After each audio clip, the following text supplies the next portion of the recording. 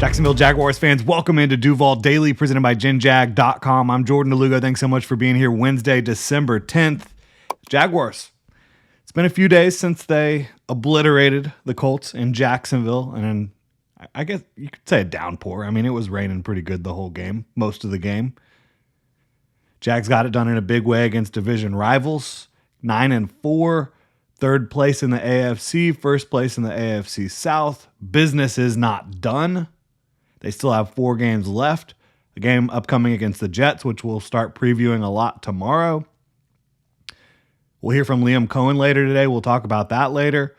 But yeah, Jets, then at Broncos, at Colts, Phillip Rivers, Old Man Rivers, Grandpa Phil, and then finishing in Jacksonville against the Titans, which is such a fitting way to end a season, playing against the Titans, just based on the two teams and their history against each other. So Jaguars, they've won 4 in a row. They've scored over 30 points per game since the bye week. Over those last 4 games in which they've won all 4, again, 4 wins in a row, they have outscored their opponents 123-52, an average score of 31-13. It's insane. So right now we're going to talk about, like, how have they become so much more consistent overnight? How have they gotten so much better? There's a lot of different ways to look at it. That's what we're going to do here on this one. Really appreciate y'all being here. If you enjoy the content, please like and subscribe. Again, thank you so much for the positive feedback and the interactions and all the kind words that we've been receiving lately. I do really appreciate all that stuff, even if I don't respond to all of them, because there's a lot of comments and stuff. I genuinely appreciate every single one of y'all. So thank you so much. But Jaguars, how have they become this team that over the last 4 weeks has looked as good as any team in the league, has been dominating opponents, has been scoring consistently, moving the ball consistently, stopping their opponents defensively? I think a lot of the credit has to go to the top. I mean, the 3 at the top, James Gladstone, Tony Boselli, Liam Cohen. I think Liam Cohen and his ability with the X's and O's, I think with surrounding himself with other smart people, very important. Same thing, Anthony Campanile too. But their ability to lead, to connect, I think is what's truly separating them right now. And what has them, instead of having a game against the Texans like they had and falling apart like some teams do. A lot of teams, after a loss like they had to the Texans, where you were up the way you were up, 29-10 or whatever the heck it was, and then you fall apart. I mean, that could be curtains on a team or a season. That, instead of sending the Jaguars in a tailspin, it was a springboard for them. And I credit the coaches and the players, certainly, but the coaches for being able to draw that out of the players after a game like that. So just the leadership, I think, is special. But when you get to actual playing of the game, the passing attack, I mean, in a big way, has been a catalyst for this kind of resurgence, because you've seen the passing attack get going and again, averaging over 30 points per game during these last 6 games. You're figuring out how to attack downfield. Well, how is that starting to work better? Why are you able to attack downfield? Why are you able to attack the middle of the field, intermediate and deep? Well, I think pass pro has improved, especially over the last 4 weeks. I mean, the 2 weak links, left tackle and right guard, in pass protection for a lot of the season, over the last 4 games, those spots have been a lot better. And it hasn't been just one player at either of those spots. At right guard, you've seen Cole Van Landen play well. Patrick McCary has played well the last couple games that he's been healthy. He missed week 13 with a concussion, but when he's been out there the last month, he's been much better in pass protection specifically. And then when Wyatt Milam had to get in there, he did a pretty good job. And then at left tackle, yeah, Walker Little, I mean, he's had horrible games. We've talked about that. But his last 2 games before he got hurt weren't horrific. He did have one really bad play against the Titans. But then you get Cole Van Lannon in there, and he's been playing it. So over the last 4 weeks, the last 4 games, those 2 spots have shored up, and then you have Ezra Cleveland, who's playing very good football for the Jaguars. Robert Hainsey, who I know he struggled a little bit with Jeffrey Simmons and company, but he's been playing great football for the Jags. And Anton Harrison, who's been really good for them as well. So the pass pro has really improved. Okay? Now, you can argue, has it improved against really good opponents? We don't really know that yet. I mean, I think the Chargers have a pretty good front. I think the Colts have a pretty good front. Like Leatu Latu got shut down. All the other guys got shut down in pass pro.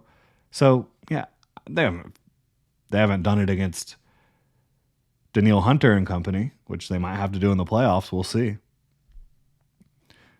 But they've improved.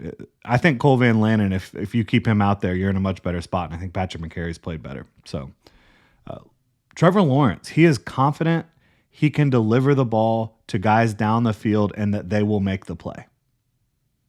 He's been excellent pre-snap all season, really. He's showing great anticipation. I mean, on some of these throws, he is throwing the ball way before the receiver makes the break, way before the receiver's head turned.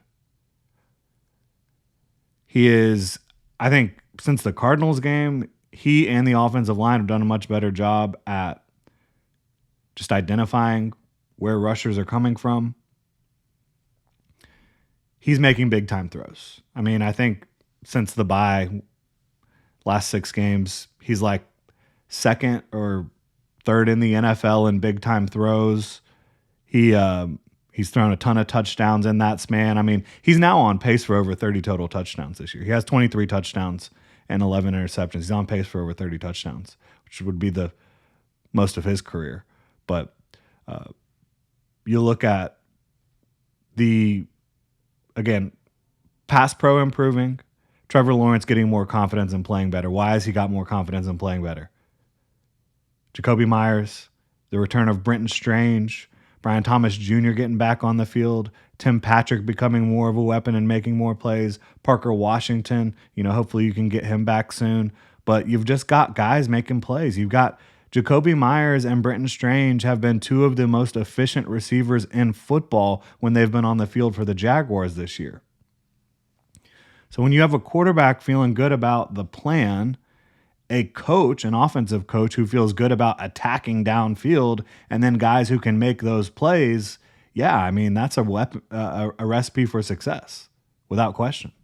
And it's not just the ability to attack downfield. Like Liam Cohen's offense strains a defense horizontally, vertically. You have misdirection. You have a lot of movement. Like there's just a lot that's going on.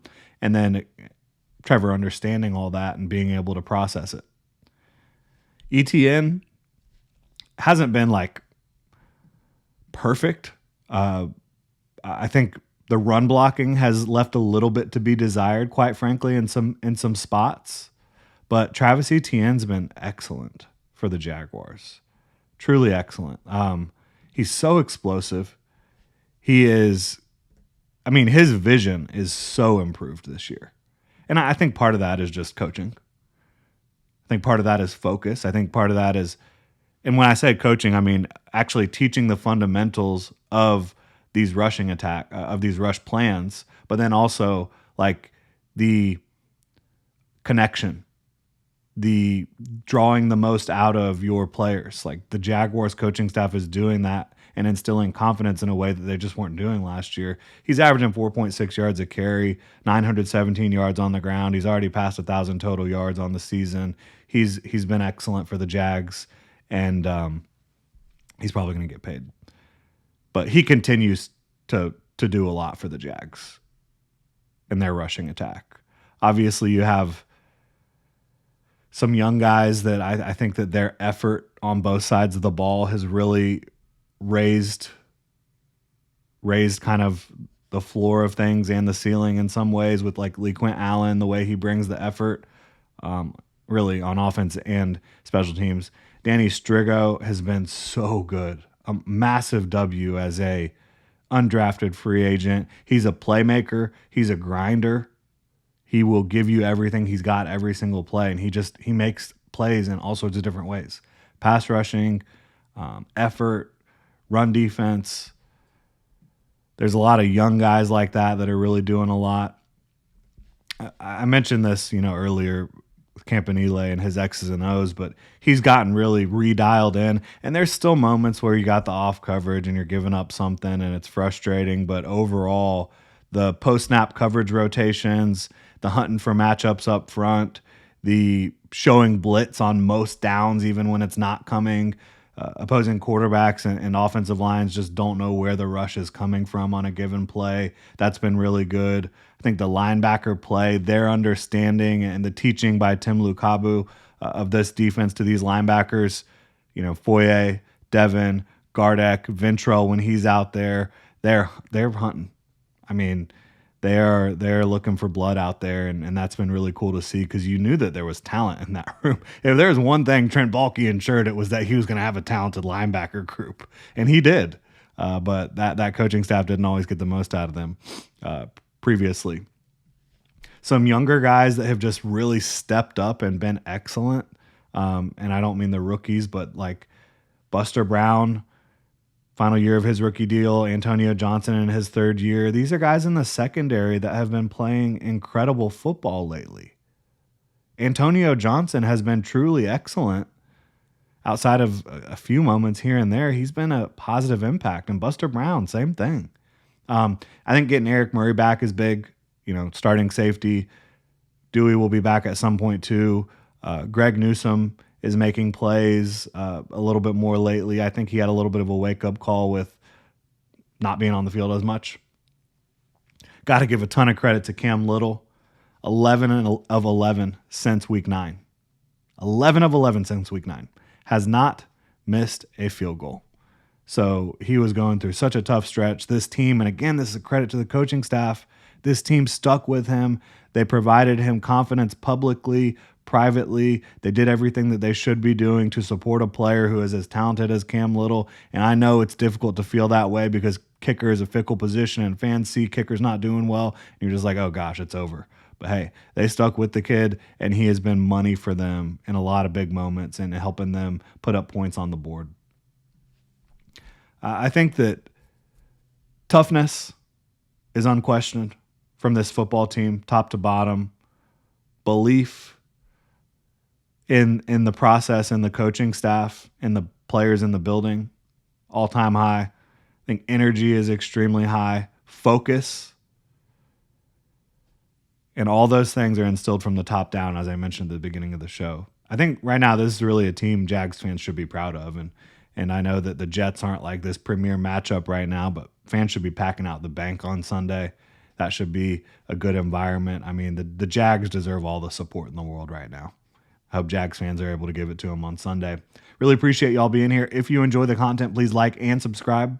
Y'all have a good one.